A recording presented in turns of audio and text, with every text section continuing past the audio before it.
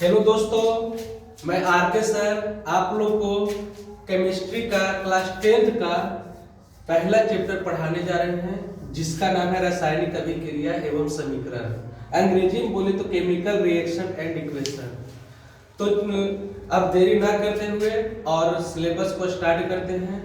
इसके पहले आप लोग से थोड़ा निवेदन है कि आप जो है हमारा चैनल को सब्सक्राइब जरूर करें और लाइक करें और बेल आइकन जरूर दबाएं। तो अब देरी बिना किए हुए स्टार्ट करते हैं। तो ये जो हमारे केमिस्ट्री का चैप्टर है वो पढ़ाने जा रहे हैं क्लास 10th का, जिसका नाम है रासायनिक अभिक्रिया एवं समीकरण। तो इस चैप्टर में हम सबसे पहले आप पढ़ेंगे कि रासायनिक अभिक्रिया क्या होता है, यानी परिवर्तन क्या होता है, अभिक्रिया कितने प्रकार का होता है, समीकरण कैसा होता है, ये सब के बारे में पढ़ेंगे। तो सबसे पहले हम जानते हैं इस चैप्टर में जो सबसे पहले पढ़ने का है वो है परिवर्तन। तब परिवर्तन पढ़ेंगे। तब परिवर्तन मुख्यतः जो होता है वो दो टाइप का होता है। कितने टाइप का होता है परिवर्तन? तो दो टाइप का होता है। पहला होगा भौतिक परिवर्तन, दूसरा होता है रासायनिक परिवर्तन, जिसको अंग्रेजी में कहते हैं फिजिकल चेंज,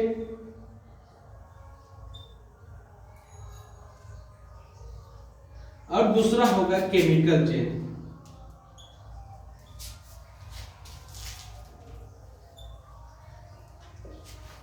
अब देखिए भौतिक परिवर्तन किसे कहेंगे?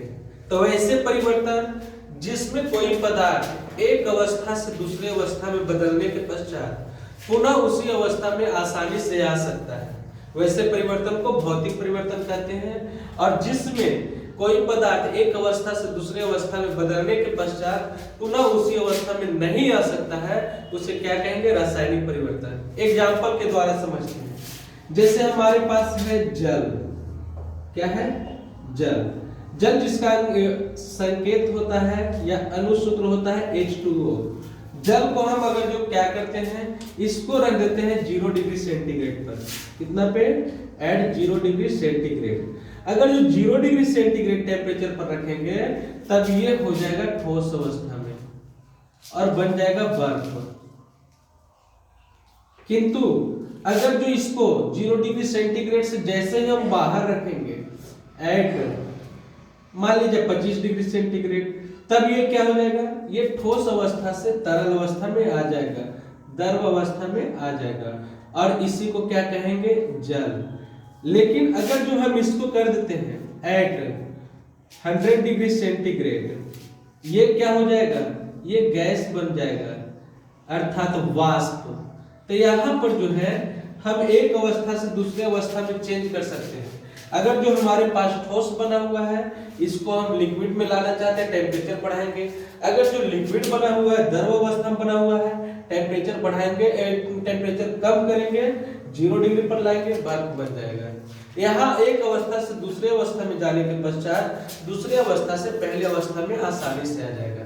और जब कोई ऐसा परिवर्तन होगा तो उसे कहेंगे भौतिक परिवर्तन। दूसरा देखिए रासायनिक परिवर्तन में अगर जो हमारे पास दूध रखा हुआ है, दूध जिसको कहते हैं मिल्क, तो मिल्क जब है, दूध जो है उसको हम अगर जो इसमें थोड़ा सा नमक ऐड कर देते हैं, नमक ऐड करके इसमें दूध में है ना नमक मिला देते हैं,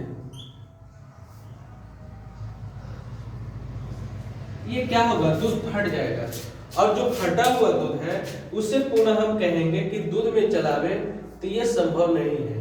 अगर जो नहीं है तो ऐसे परिवर्तन को क्या कहेंगे? रासायनिक परिवर्तन कहेंगे। जैसे हम भोजन ग्रहण करते हैं तो भोजन का पचना कैसा परिवर्तन हो जाएगा? रासायनिक परिवर्तन हो जाएगा। दूध का फटना रासायनिक परिवर्तन, और सब्जी का खट्टा होना रासायनिक परिवर्तन, साग सब्जियों का सड़ना रासायनिक परिवर्तन, ये सब कुछ परिवर्तन है। अब हम आते हैं रासायनिक अभिक्रिया में। ये मिटा देते हैं, इसका स्क्रीनशॉट ले सकते हैं तो ले लीजिए। चलिए 1 2 3।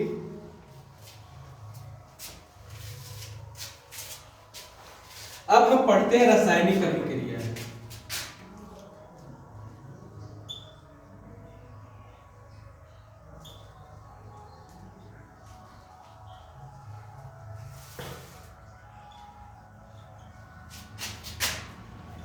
Chemical reaction.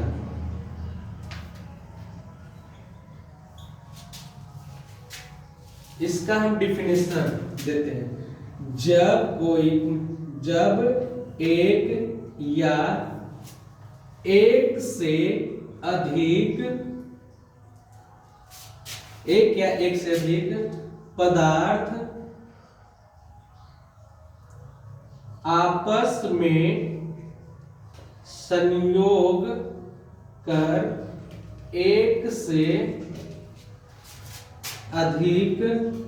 एक या एक से अधिक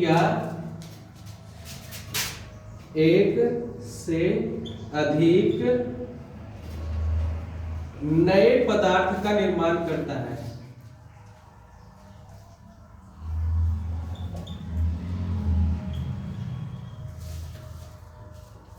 एक या एक से अधिक नए पदार्थ का निर्माण करता है तो उसे रासायनिक अभिक्रिया कहते हैं।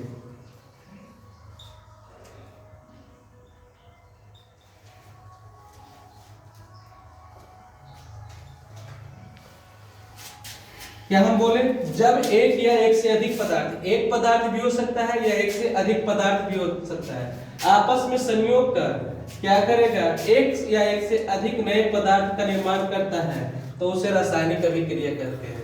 एग्जाम्पल में जब आपको हाइड्रोजन दे दिया जाए, हाइड्रोजन और ऑक्सीजन ये दोनों आपस में संयोग करेगा तब ये बना देगा जल, H2O। ठीक है, अब इसको बैलेंस करने के लिए यहाँ 2 से मल्टीप्लाई कर देते हैं और यहाँ पर 2 से मल्टीप्लाई कर देंगे तो यहाँ पर क्या हो गया, एक या एक से अधिक, ये यहाँ पर देखिए दो पदार्थ है, दो पदार्थ अभिक्रिया किया, एक नए पदार्थ का निर्माण किया, ऐसा अभिक्रिया क्या कहलाएगा, रासायनिक अभिक्रिया कहलाएगा। कहीं है और देख लेते हैं CaCO3, ये इसका नाम है चूना पत्थर। ये अगर जो हम इसे गर्म करते हैं, गर्म करने पर ये बन जाएगा CaO और प्लस CO2 का निर्माण करता है। अब यहाँ पर देखिए एक पदार्थ है, एक पदार्थ ने अभिक्रिया किया, एक से अधिक पदार्थ का निर्माण किया, या एक से अधिक पदार्थ भी हो सकता है और एक पदार्थ का भी निर्माण कर सकता है, तो ऐसे अभिक्रिया को कह देंगे रासायनिक अभिक्रिया। अब चलते हैं रासायनिक अभिक्रिया में हमें मिला दो पार्ट, पहला इधर लेफ्ट साइड, इधर राइट साइड। तो लेफ्ट साइड का क्या नाम है, राइट साइड का क्या नाम है, ये हम जानते हैं। तो लेफ्ट साइड का नाम है, ये जो लेफ्ट साइड में है इसको हम कह देंगे अभिकारक। ये और ये दोनों का क्या नाम है, अभिकारक, अभिकारक। और ये जो राइट साइड बना है इसका नाम है उत्पाद, उत्पाद। इसका अंग्रेजी में लिखते हैं रिएक्टेंट, इसको कहेंगे प्रोडक्ट। अब देखिए हम अब इसका अभिकारक का डिफिनेशन हम क्या दे सकते हैं, तो वैसे पदार्थ जो रासायनिक अभिक्रिया में भाग लेता है, वैसे पदार्थ जो रासायनिक अभिक्रिया में भाग लेता है उसे अभिकारक कहते हैं। इस रिएक्शन में हाइड्रोजन और ऑक्सीजन अभिकारक हो गया। उत्पाद किसे कहेंगे, तो वैसे पदार्थ जो रासायनिक अभिक्रिया के पश्चात प्राप्त होता है उसे उत्पाद कहते हैं। एग्जाम्पल में H2O रासायनिक अभिक्रिया के पश्चात प्राप्त हुआ, ये उत्पाद हो गया। अब हम जानते हैं कि रासायनिक अभिक्रिया को किस तरह से लिखा जा सकता है। तो अगर जो रासायनिक अभिक्रिया को हम प्रदर्शित कर रहे हैं तो उसे समीकरण कहते हैं। तो नेक्स्ट पॉइंट हम चलेंगे समीकरण के बारे में। रासायनिक समीकरण,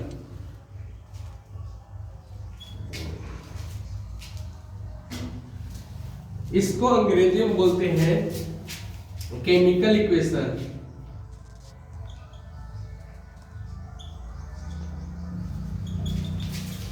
केमिकल इक्वेशन, तो जब कोई रासायनिक अभिक्रिया को लिखकर या संकेतों में प्रदर्शित किया जाता है तो उसे क्या कहेंगे, रासायनिक समीकरण कहते हैं।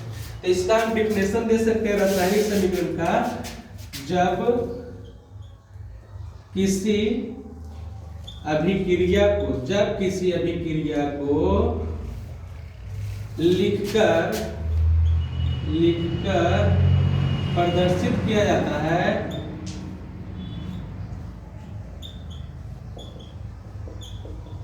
जब किसी अभिक्रिया को लिखकर प्रदर्शित किया जाता है तो उसे समीकरण कहते हैं। तो उसे समीकरण, रासायनिक समीकरण कहते हैं।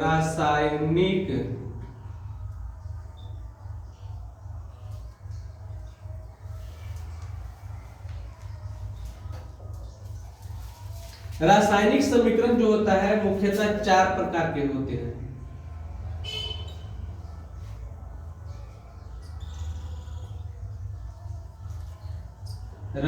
रासायनिक समीकरण 4 प्रकार के होते हैं।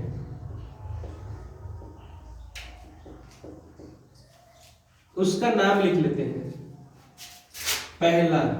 पहला को बोलेंगे वाक्य समीकरण, सेंटेंस इक्वेशन,